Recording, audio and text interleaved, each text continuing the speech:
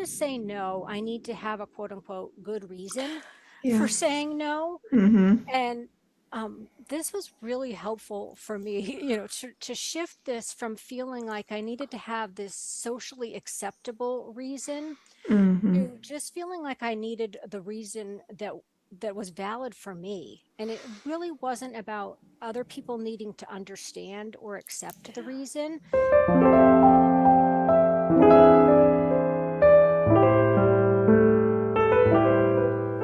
Welcome to Sensitive Stories. This episode is for educational purposes only and is not intended as a substitute for treatment with a mental health or medical professional. Let's dive in. Sharon, can you talk a little bit about your relationship to your sensitivity? Hmm. Yeah, I would say at this point, I feel good about it. Um, I think, like so many HSPs, it's been a process to get there and to learn. I think I would say acceptance of both the benefits and the challenges that it brings to my life. And truly, I think my story is probably very similar to a lot of the guests that you have and a lot Mm-hmm. of HSPs. It feels like it's sort of the classic growing up and feeling very alone Yeah. in it and also very wrong, I would Mm-hmm. say. Um, so that feeling of there being something wrong with me and Mm. that it was something that needed to be fixed, I think was a lot of the messaging that I got as a kid is you need to change this about yourself. And of course, the things that people would say again, I think very common, you need to speak up more, you need to be more assertive, you need to talk more, you need to raise your Yeah. hand more. And none of that was helpful, go Mm-mm. figure. And none of No. it was affirming. It was Mm-mm. all just, this is a bad trait, a bad quality about Yeah. you. And I think almost as if it was something I had control over, that I could choose to be different. Mm-hmm.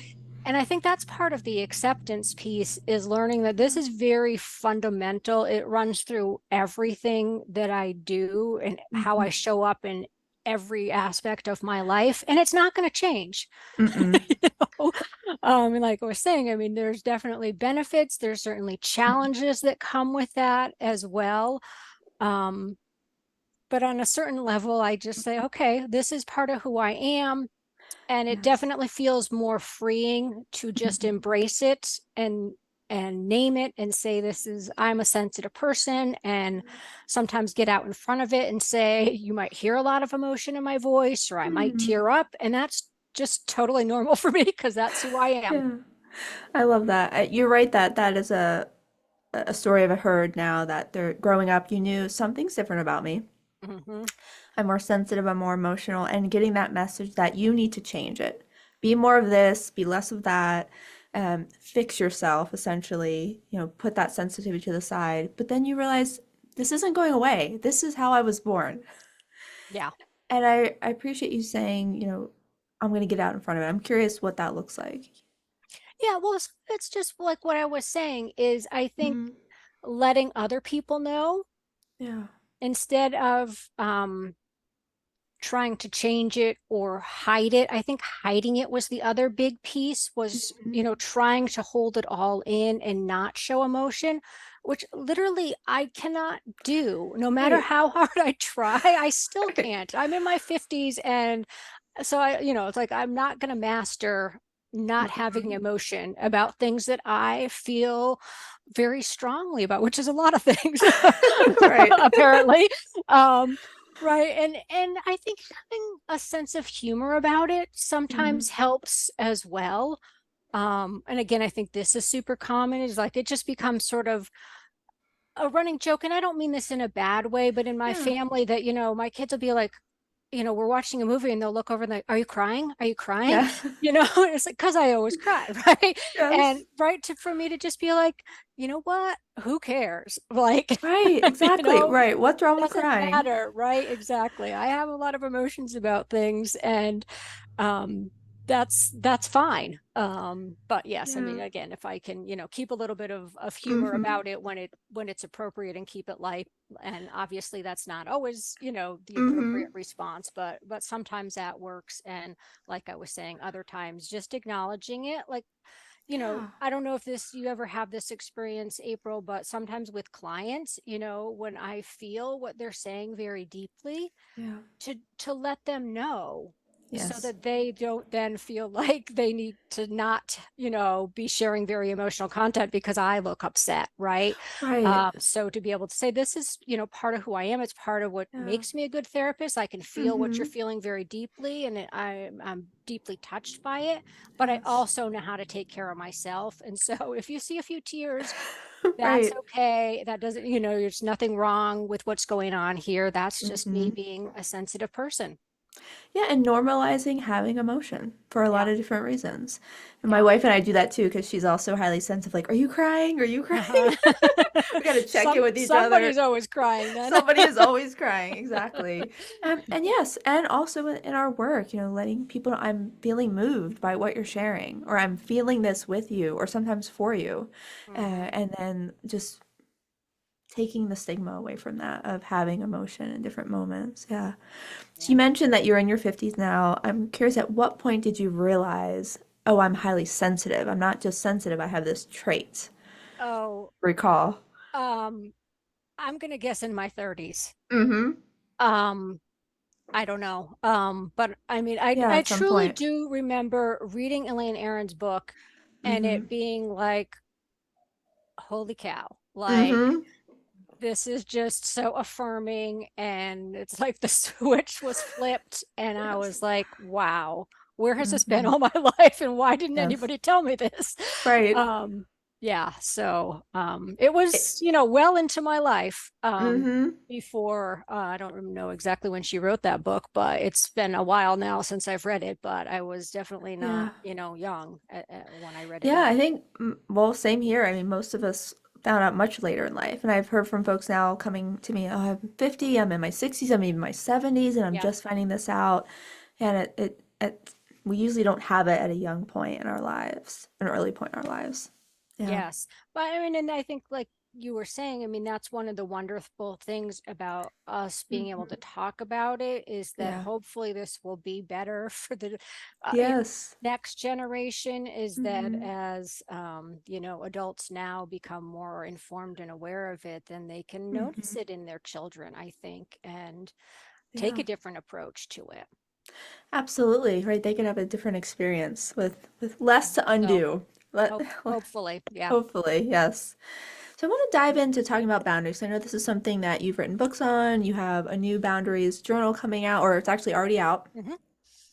So I want to dive into this topic with you because I know it's an important one for HSPs. We tend to struggle with boundaries a lot, can be conflict averse, and it can, but also really essential. So when you're highly sensitive, why is it more difficult to set boundaries? Why do we struggle with Hmm. it so much?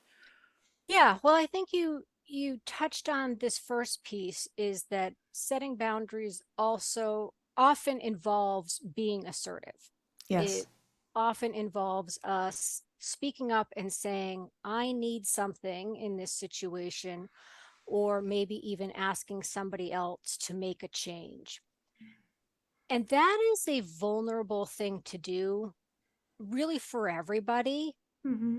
But if you think about when you're a sensitive person and you are now doing something that runs the risk of another person ignoring your request or your need, rejecting you, disregarding what you have asked for, criticized you for asking for something, or making a request, Mm-hmm. right?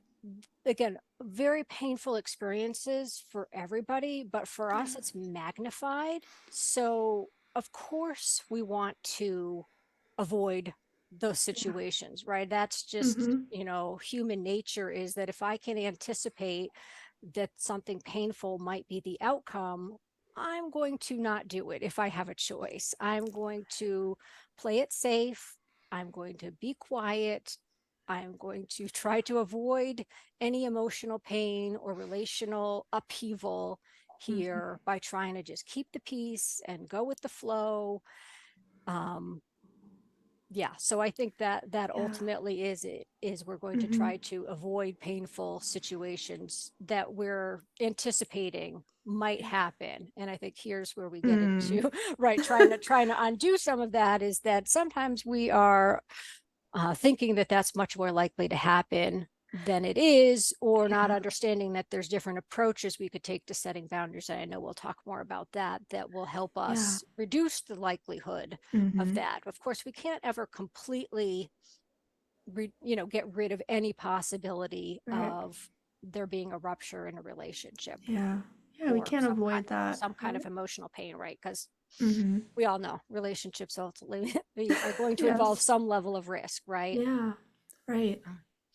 Yeah, we are trying to protect ourselves from those deeply felt criticisms or being ignored. But you said something interesting. And we're trying to avoid something we're anticipating. Mm-hmm. It's not, it may not actually happen. Right.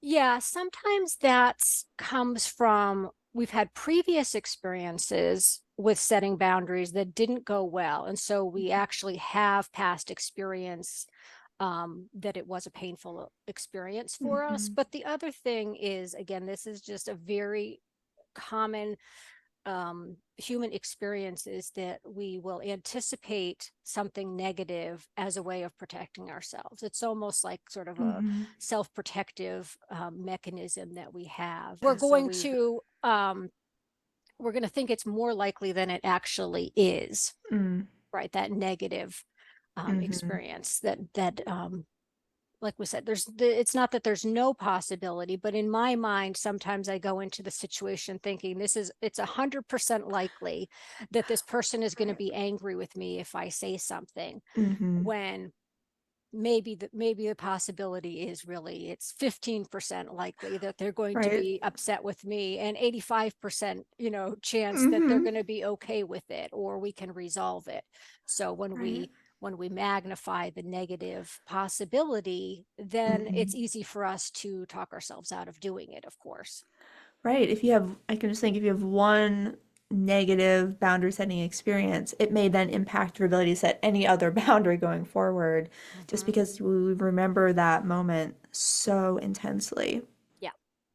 And but yet then we aren't taking care of ourselves. What are some of the consequences of getting stuck in that anticipation of not Mm-hmm. setting the boundary? What have you seen? Right. Well, I think about boundaries ultimately as a way to get your own needs met. So Mm-hmm. if you don't set boundaries, you don't get your needs met. Right. And again, I think this can be an additional barrier for at least some of us, is feeling like perhaps our needs aren't really that important. Yeah. They Yeah. don't matter that much. And again, if we can convince ourselves of that, or somebody else Mm-hmm. has convinced us that that is the truth, Yeah. then again, why am I going to go to all this effort to try to Mm-hmm. get my needs met? But the problem is, if we go through life without feeling like we have any needs, or we should have Mm-hmm. any needs, and we can't ask for anything, then we're very unfulfilled and unhappy Yeah. ultimately, Mm-hmm. because everybody has needs. Mm-hmm. And I think, especially if we think about this in terms of our relationships are not going to work well. Mm-hmm. We are not going to be happy in those relationships and feel like they're satisfying. Often, what happens is we have sort of one sided relationships where it's all about the other person's needs being met and ours are not being met.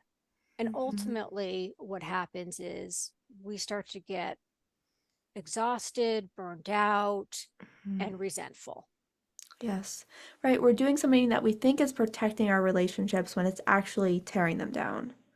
Yeah, that's so key, is that Mm-hmm.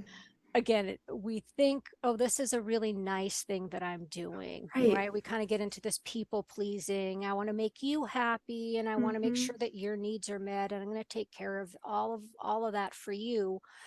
Um, but really, if this is a relationship that the other person truly cares about you as well, they really do want your needs to be met Mm-hmm. as well. Yes, it's true. They want you to take up space in the relationship. And they also don't know what you need unless you're able to communicate it. Absolutely. That is Right. another good point that sometimes us not speaking up causes different relationship problems because, Yeah. right, we have that expectation is you should just know. And why aren't Right. you doing the things that I need in this relationship? Mm-hmm. Well, if I never communicated it, it's really not fair for me to expect my partner or my friend to Yeah. know what it is that I need. Exactly. I know we're so intuitive and we notice so many little subtle details. I think we oftentimes expect other people to be able or willing to do the same, but not everyone is able to do that. Yeah, I mean, I think that's a great point, especially for HSPs, that we tend to be more tuned in to other Hmm. people's needs and emotions than the average person. So Yeah. again, it is an unfair expectation for us to have. Mm. But I would say even in relationships where neither of the people are HSPs, that it's very hard to understand other people's thoughts and needs, like Yeah. surprisingly so. Like Yes. I have been married a long time, and Hmm. truly, it just seems like at this point we should understand each other better than we Right. do. And it never ceases to amaze me just how different we still think about things. Right. And so, again, I think there's just this normal piece of, well, you know me, Right. you should know this about me. But no, I mean, it's Right. it's not a Yeah. problem. It's just, again, it's just a reality, I think, of relationships, is that we are much more aware of ourselves, Yes. our own thoughts, feelings, needs than anybody else is ever going to Hmm. be able to do that. Um, Yeah, I appreciate you saying that. It's not a problem. yeah. I Right? mean, again, I think it's just a false expectation that you Yeah. think, oh, after all these years, you should know what I think about that Right. or how I feel about this or what I want in this Hmm. situation. But it just doesn't pan out in reality. No. And people are always shifting moment to moment. I mean, you may know someone generally, but Yeah. you have no idea what's going on in that particular moment, what they went through that day, what they're needing, that instant. Yeah. It's always good to check. Hmm. Yeah. I'm curious if you could share an example of a boundary that you've benefited from in your own life, maybe in your Oh, personal or your just professional one? relationships. Or many, yeah. Right, I there's so many. I thought of a whole list.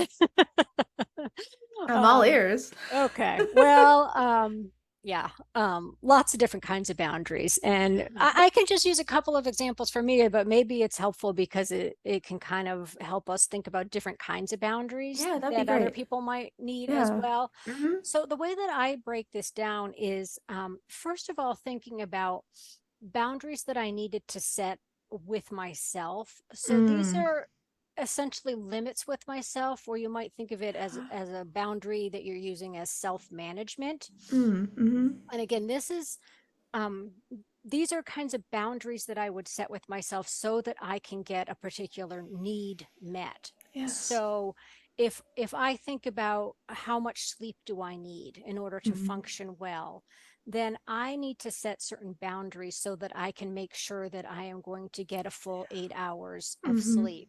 So that is, going to bed at a regular bedtime and getting up at the same time every day. So Mm-hmm. again, understanding that doing that, setting those limits for myself, not letting myself, watch TV Yeah. until midnight, Right? or whatever, turning off your phone. It can be different kinds of things that you do for Mm-hmm. yourself. But again, realizing that I need to put some limits out there for myself so that I'm going to be able to function at my best. So that's one kind of boundary that I might set for myself.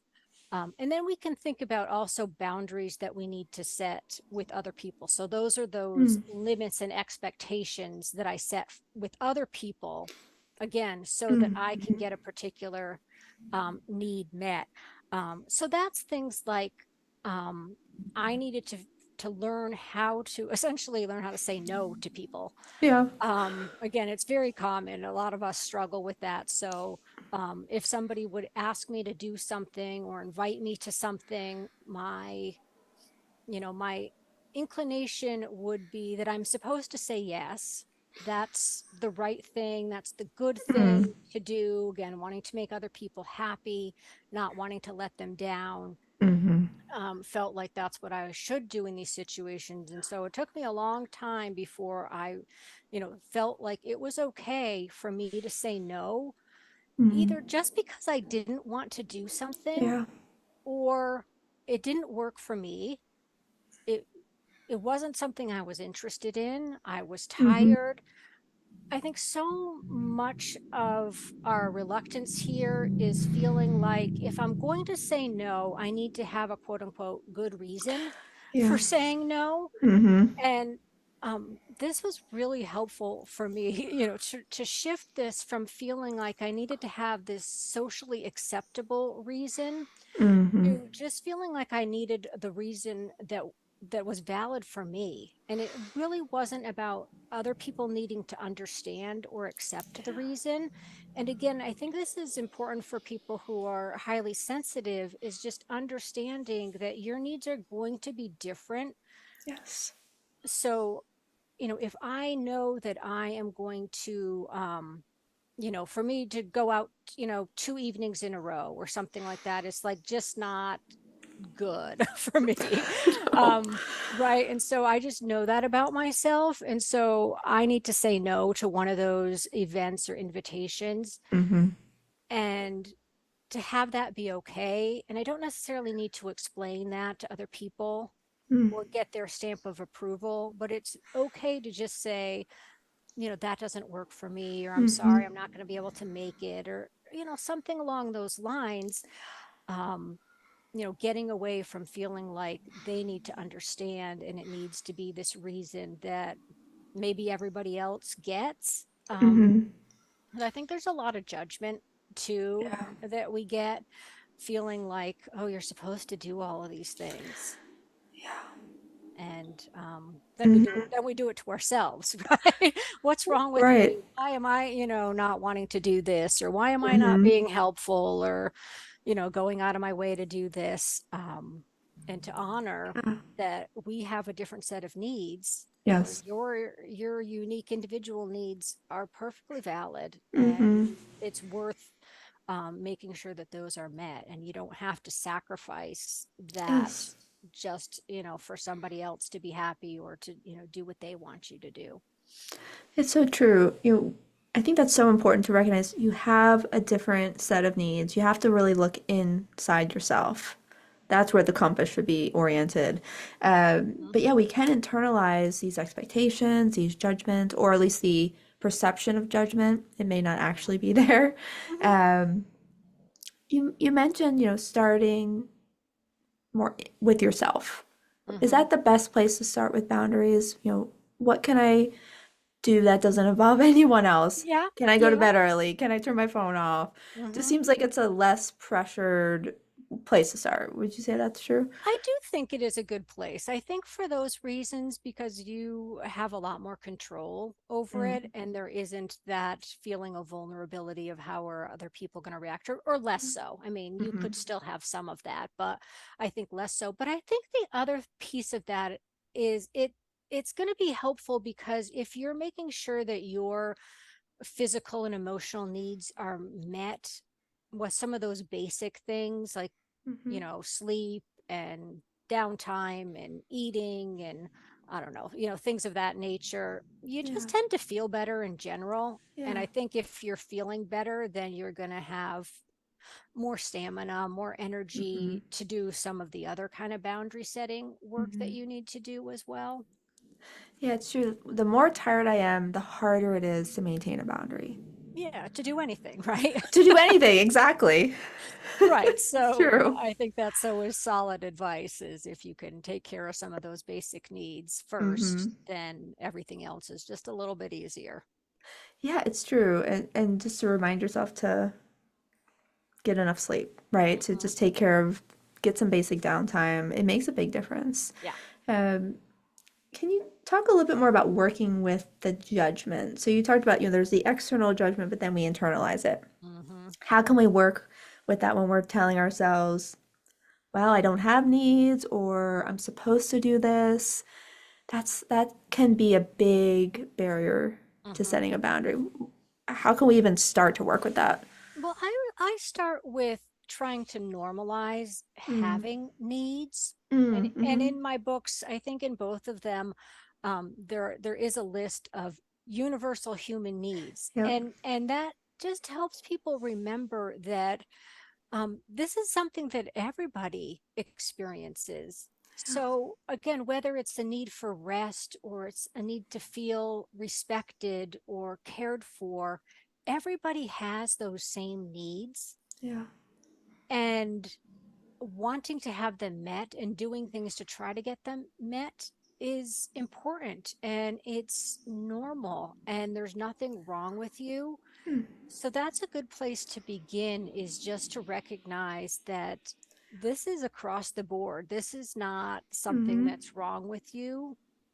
And this is not a deficiency on your part that you need 8 hours of sleep or Right. that you want to feel respected in your relationships. Mm-hmm.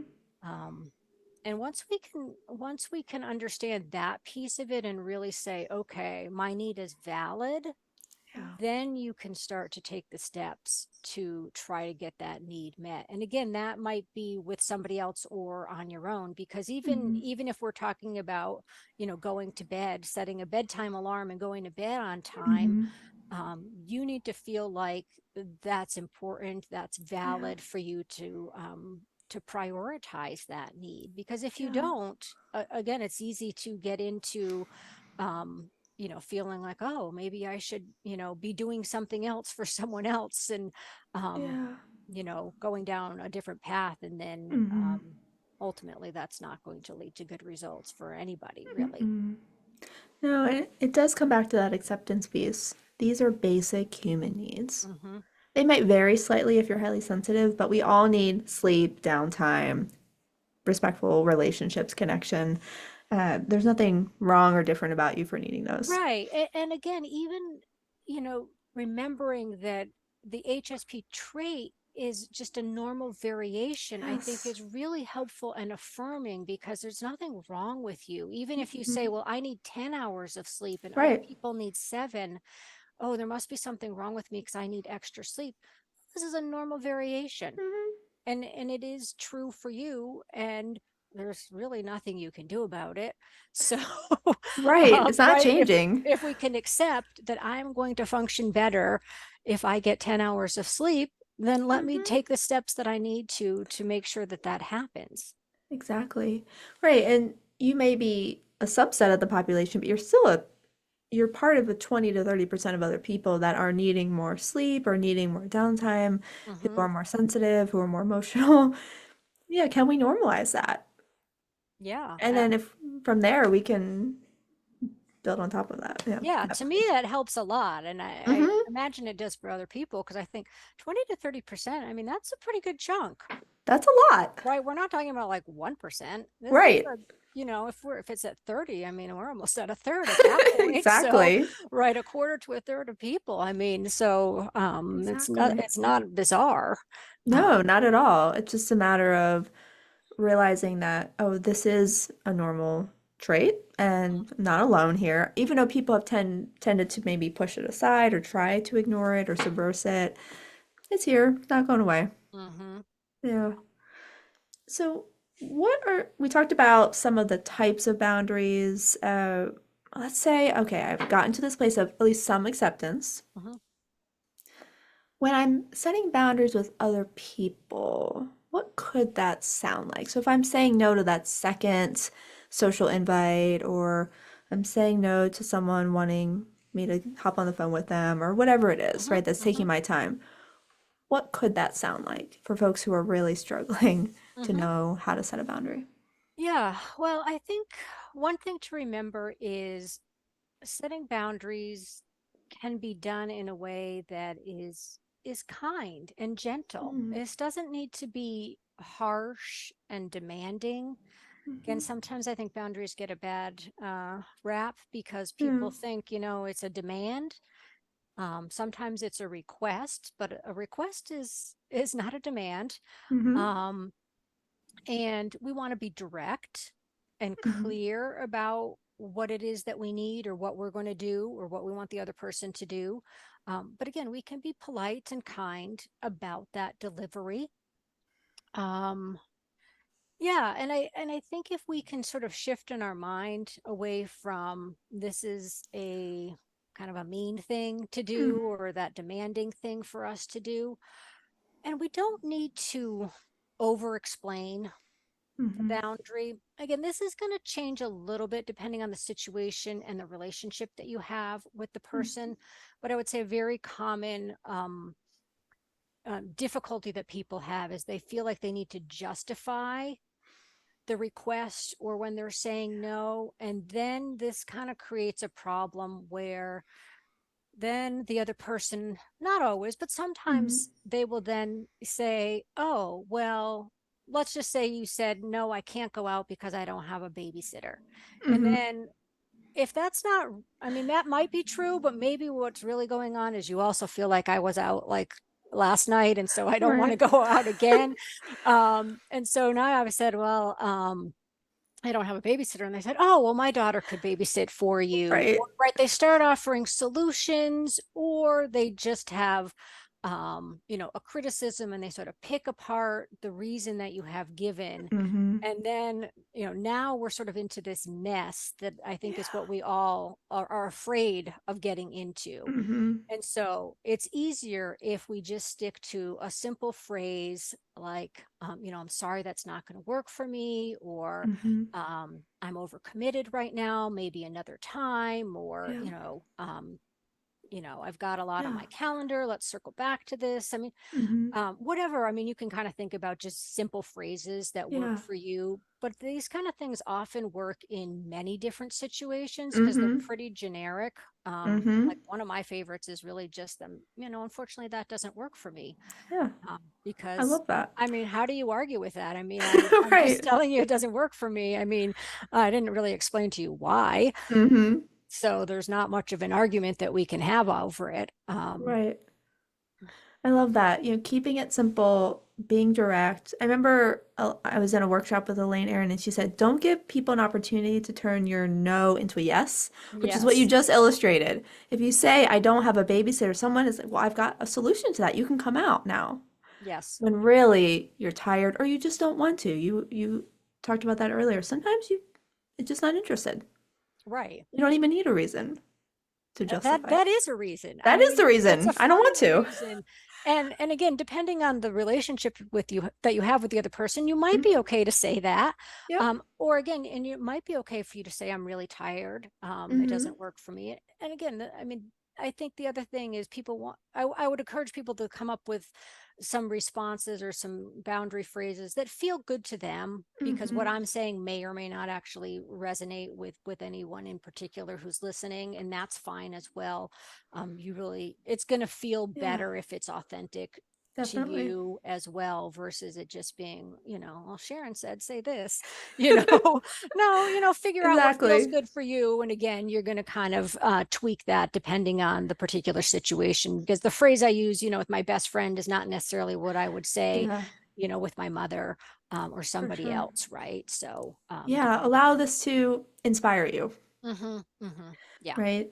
And you mentioned, being, or we often assume boundaries are harsh or critical, but they're kind, right? Mm-hmm. They're kind to you, but they're also kind to the other person. Not only are you protecting the relationship, you're also helping them show up for you, helping Yes, them know what's going yes. on inside of your mind, so they don't have to be a mind reader. Exactly. I mean, I really think that boundaries help me stay out of that resentful place Yeah. in relationships because again, that was a really bad pattern that I was Mm-hmm. in early in my life is not speaking up and not setting boundaries. And I would just hold everything in. Mm-hmm. But then, if I'm honest, I was super resentful, Yeah. right? I was frustrated because my needs were not met in the relationship. And then I was upset, like you were saying, because I felt like they should be met. Like you should know and you should be doing Right. these things, even though I'm not communicating them. Mm-hmm. Um, So then I would be resentful. And what ends up happening is we get resentful enough, it starts coming out in a non-productive way, Yeah. What right? does And that look like? yeah, and then that starts causing problems in the Mhm. relationships, Mhm. right? I mean, there's anger, there's arguing, Mhm. um, there's more conflict in the relationship, and there's these hurt feelings. And again, Yeah. it's not fair to do that because, if I haven't been asking for things, Right. but I was expecting, that somebody was going to know and do these things, um, I mean, then I Mhm. need, ultimately I have to take ownership, Right. for causing that problem Mhm. and dealing with my resentment. And really the solution to that is to learn how to set the boundaries that you Yes. need, because even though it's uncomfortable in the Mhm. beginning and it's hard to do, it really does lead to relationships that function better and that are more fulfilling for both people. And I really Definitely. appreciate how you have pointed out, April, that it's not just that the boundary benefits me. I mean, that's sort of the Mhm. obvious piece, is that, of Mhm. course, it's good for me because now I'm getting my needs met, but Mhm. it's also good for the other person in the Yeah. relationship. Because again, the majority of people that we're in relationships with are people who care about us, Yes. right? Yes. And they want us to be happy and to be Mhm. healthy and to be getting our needs met. And so, Yes. um, that's another piece of it that's important to remember, is that Mhm. setting the boundary helps them to understand our needs so that they can Yes. make sure that that's happening in the relationships Mhm. as well. Yeah, boundaries are a life preserver for our relationships. Mm-hmm. Mm-hmm. Yes. And it's true, there's that direct connection with resentment. So the more we can show up for ourselves, the more we show up for our relationships. Yeah. So let's say we've worked on acceptance. We've now started to set some boundaries. What if we get pushback? Can we talk about a boundary violation? Sure, sure. Yeah. Yeah. Yeah. I mean, because it is inevitable. Not Mm-hmm. everybody is going to be super excited about Mm-hmm. your boundaries. Sure. I mean, we've talked about, that Uh, often it is a really good thing, and people are often more receptive than we think they're going to be. But of mm-hmm. course, not every boundary that you set is going to be met with, Mm-hmm. you know, a Right. positive response. Mm-hmm. So yeah, that boundary violation is when somebody either disregards the boundary in some Mm-hmm. way, or you get that pushback, and they Mm-hmm. they might flat out say, "No, I'm not Mm-hmm. doing that," or "Why are you asking me that?" Any number of kinds of responses that you Mm-hmm. can get. Um, so what do we do when we get that Yeah. boundary violation?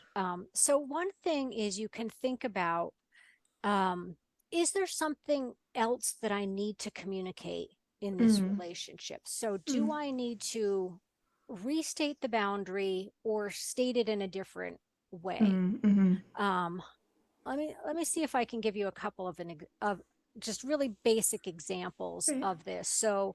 Um, so for example, if you close your office door and put a do not disturb Mm-hmm. sign on it, and then your coworker just barges in, right? That's a boundary violation. Mm-hmm. Or if you ask your roommate to stop using your shampoo, but she keeps using it, that's Yeah. a boundary violation. Mm-hmm. And so then you're like, okay, well, what am I going to do? Yeah. Right? How do I handle this situation? So part of it might be thinking about, do I need to communicate this in a different way? Do I need to Mm-hmm. restate this request?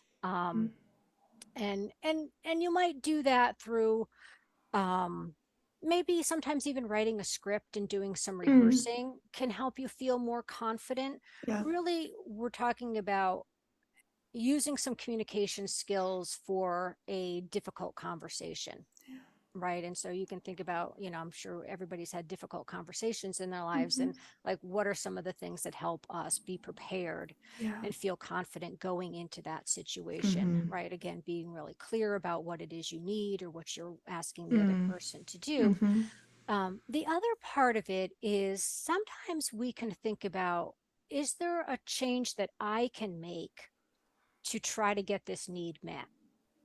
Yeah. So the example with the roommate and the shampoo is a really easy one because you can say, okay, well, I could just move my shampoo bottle out of the shower so that she Mm-hmm. doesn't have access to it. Problem solved, most Mm-hmm. likely. Mm-hmm. Right. And so if that's a solution that's an option for you, well, you can Mm-hmm. just do that. And now you have solved this boundary problem. Right.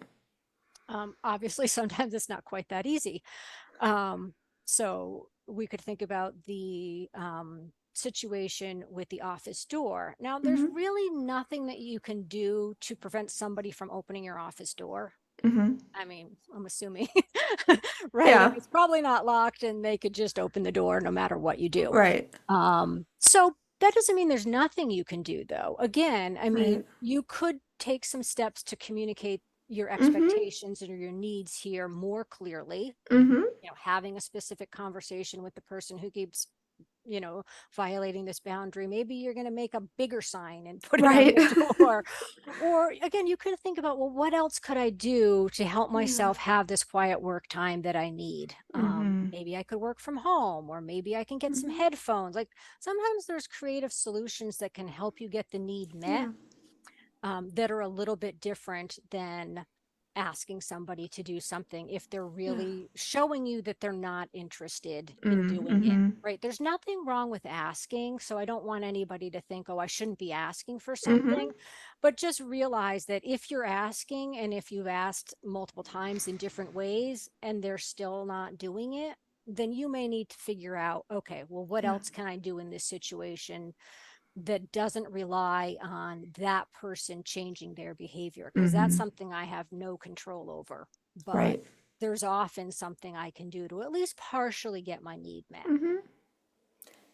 Yeah, I hear you giving lots of options, which gives me hope.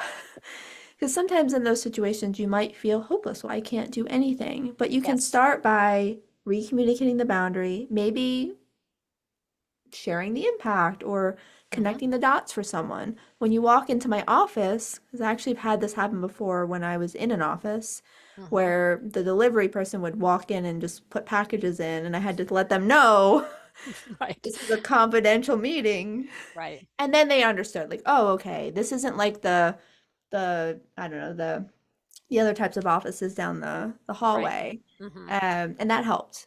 But Yeah. then what if the person still either doesn't care, doesn't respect that Mm-hmm. request? Well, what can I do for myself? Yeah. What do I have control over?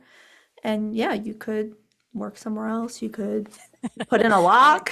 Right. Right. Exactly. Right. There's There's often options. many different options. And I think Yeah. that's very empowering, really, to realize that there are things you can do that Yes, don't definitely. require anybody else to make a Mm-hmm. change.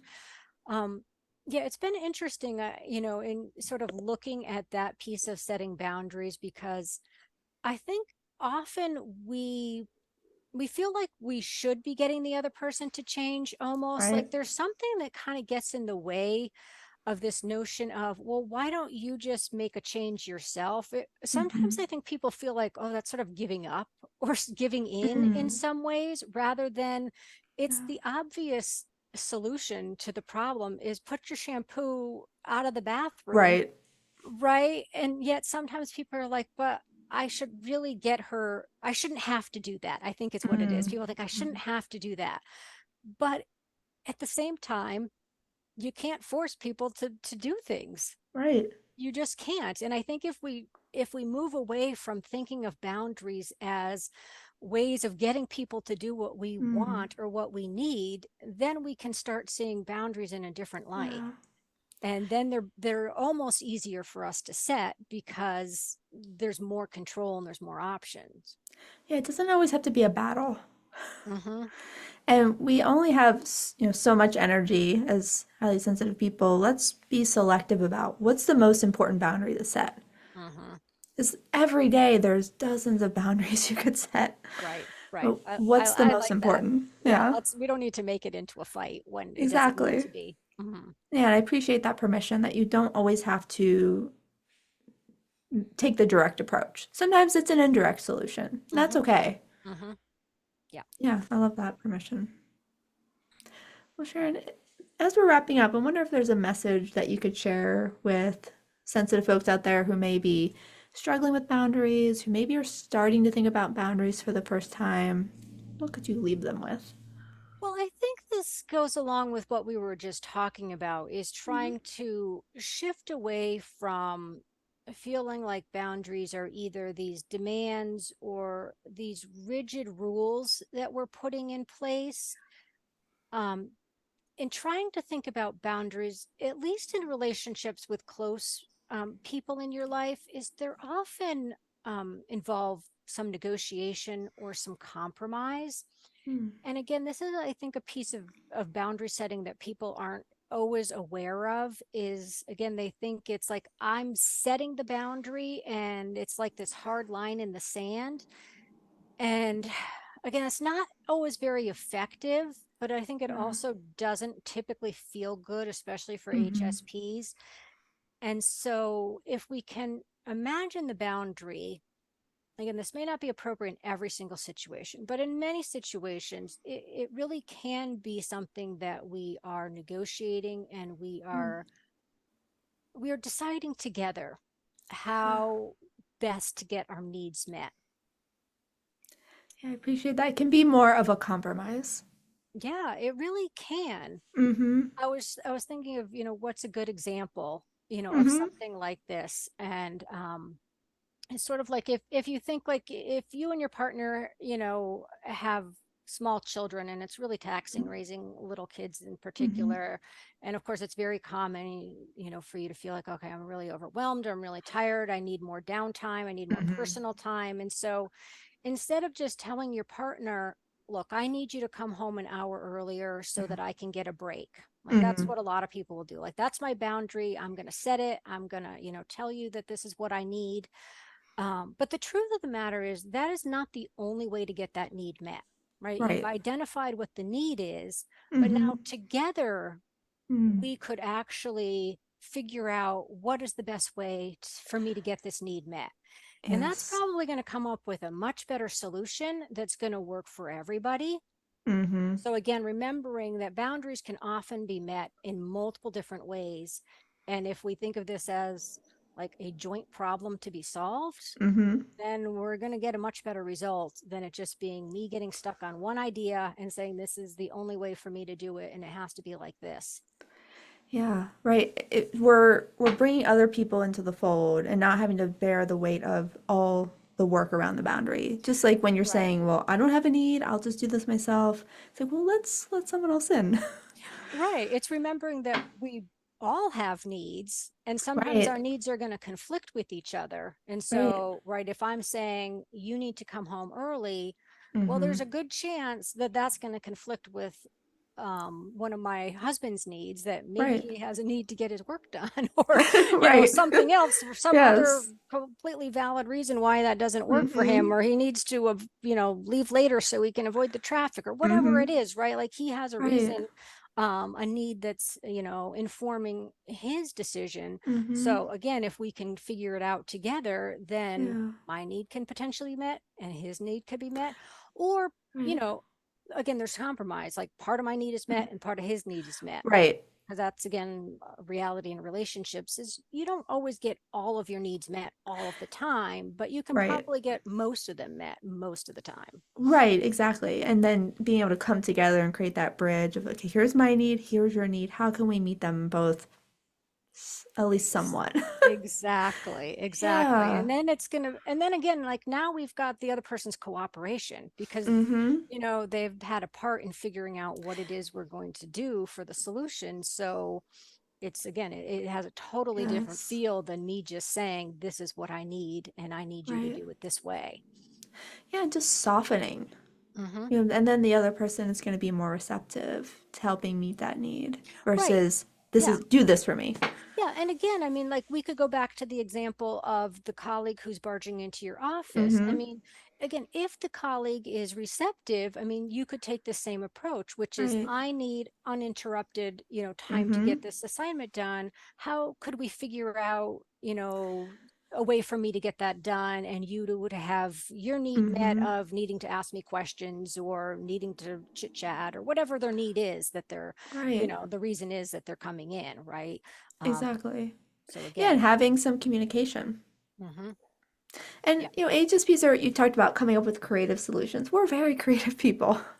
We tend to have a lot of ideas and just realizing, oh, there's lots of different ways to get our needs met. Yeah. Yeah, and bringing other people on board is going to make that more possible. Yeah, and it just has Yeah, a really a much better feel to it, it right? It does. wants to feel like we're being cooperative and working together on Exactly. something. Mm-hmm. And again, I think ultimately more effective. Absolutely. Well, Mhm. Sharon, I want to just thank you so much for everything you shared today and just opening up possibility around boundaries. They just feel a lot more accessible after hearing you talk. So I will be sure to share your website, your social media links, your books in the show notes. But before we go, I'm wondering if you could tell listeners a little bit more about your new boundaries journal that you have out. Yeah. Yeah, it's called the Better Boundaries Guided Journal. And as the title suggests, it is a guided journal format. So it is really a place for self reflection and practice. I would say it's sort of a combination of getting some instruction on how to set boundaries effectively, but also a place for you to really think about where your struggles are and what's getting in your way, and also to acknowledge your progress and the successes that you have with boundary setting as well. And I have to say, I think it's a really nicely designed little journal. I had nothing to do with the design, so I say that not taking credit for it, but I Mm-hmm. genuinely think it's a very attractive little journal. Mm-hmm. And there's a surprising amount of content in there too. So there's a lot Mm-hmm. of activities for people to do that will help them really stay focused on learning how to set boundaries. Beautiful. Yeah, it's a nice tool to have just a little holding around your boundaries process.